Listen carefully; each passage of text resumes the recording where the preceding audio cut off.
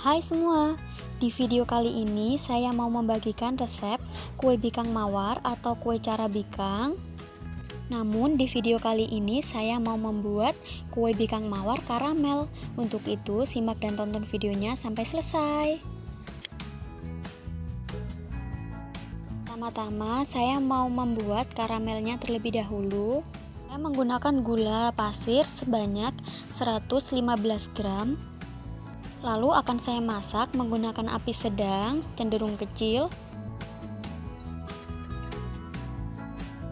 Dan ini gulanya akan saya ratakan seperti ini. Jadi ini akan saya diamkan seperti ini dulu, tidak perlu diaduk-aduk dulu ya. Namun jika sudah sebagian besar gulanya mencair, akan saya goyang-goyangkan seperti ini saja.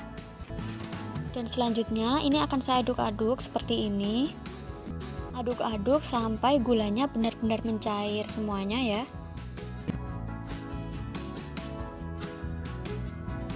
Nah, jika sudah mendidih seperti ini, selanjutnya akan saya tuangkan santan. Untuk santannya ini dituang sedikit demi sedikit saja ya teman-teman, sambil terus diaduk-aduk seperti ini. Ini kita masak menggunakan api kecil saja ya. Oh iya, untuk santannya tadi sudah saya beri sejumput garam dan juga sedikit vanila, atau teman-teman bisa menggantinya menggunakan pandan ya. Nah, ini kita aduk-aduk terus sampai mendidih ya teman-teman, pastikan santannya tidak pecah. Nah, kalau sudah mendidih ini kita dinginkan terlebih dahulu. Selanjutnya dalam wadah lain saya masukkan 100 gram tepung beras, lalu 150 gram tepung terigu segitiga biru. Selanjutnya ini akan saya tuang gula karamelnya tadi sedikit demi sedikit saja sambil terus diaduk-aduk ya.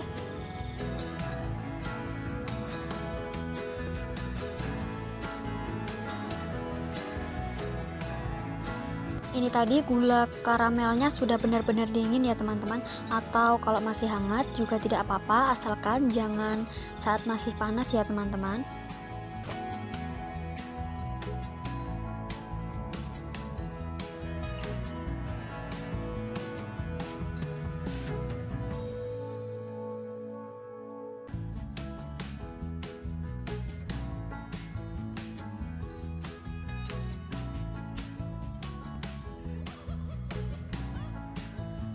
Nah, setelah itu ini akan saya masukkan 2 bungkus kental manis putih. Jadi untuk kental manisnya ini kira-kira 80 ml atau 80 gram ya teman-teman. Aduk-aduk sampai benar-benar rata supaya tidak ada tepung yang masih menggumpal. Nah, kalau udah kecampur rata seperti ini, selanjutnya adonan ini akan saya istirahatkan terlebih dahulu selama kurang lebih 1 jam.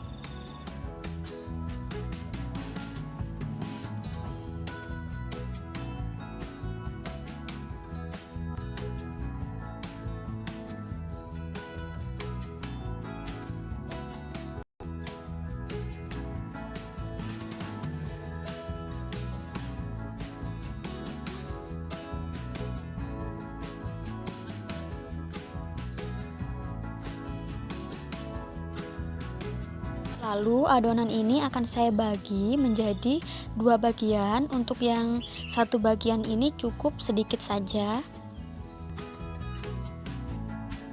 karena untuk yang bagian lebih sedikit ini akan saya beri pewarna makanan. Tapi untuk pewarnanya ini sesuai selera saja ya teman-teman. Kalau misalkan mau seperti ini saja, tidak diberi pewarna juga tidak apa-apa. Saya tambahkan sedikit pasta red velvet supaya warnanya lebih cantik ya. Untuk teman-teman bisa menggantinya menggunakan pewarna makanan. Sekarang adonan ini sudah siap dipanggang ya. Selanjutnya saya mau panaskan dulu cetakan untuk kue bikangnya. Di sini saya menggunakan api sedang cenderung kecil untuk memanaskan cetakan ini ya. Ini contoh api yang saya gunakan untuk memanaskan cetakan. Selanjutnya cetakan ini akan saya tes dulu menggunakan air. Nah, ini tandanya cetakannya sudah siap digunakan ya teman-teman. Selanjutnya, apinya akan saya kecilkan supaya nanti adonannya tidak gosong. Ini contoh api yang saya gunakan. Tuang adonannya secukupnya saja ya teman-teman. Ini cetakan saya sudah jadul banget, jadi warnanya sudah terlihat seperti ini. Ini cetakannya sudah benar-benar bersih ya teman-teman.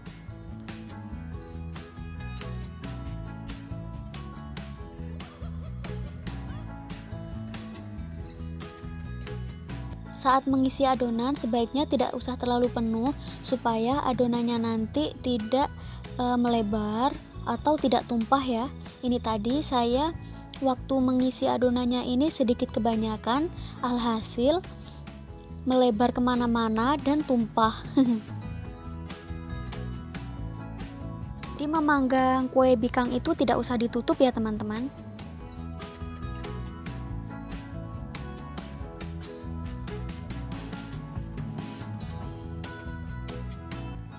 Nah, ini kuenya sudah matang. Selanjutnya ini akan saya taruh di atas kain atau serbet basah ya.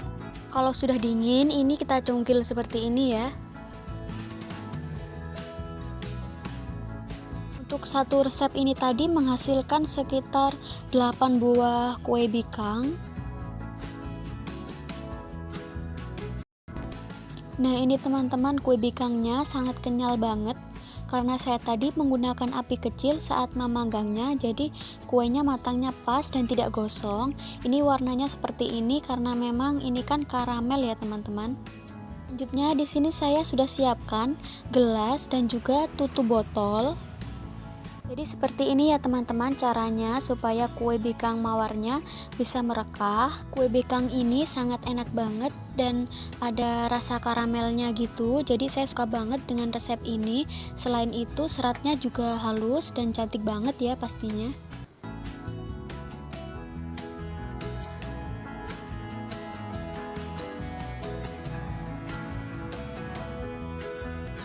Dan ini selanjutnya akan saya lakukan hal yang sama sampai semuanya selesai ya.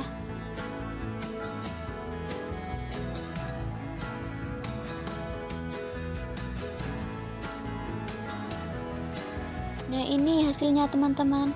Kue bikangnya sangat enak banget, sangat lentur, lembut, legit, dan seratnya juga cantik. Ini seratnya halus dan ini resepnya recommended banget. Jadi teman-teman semua wajib coba resep ini ya.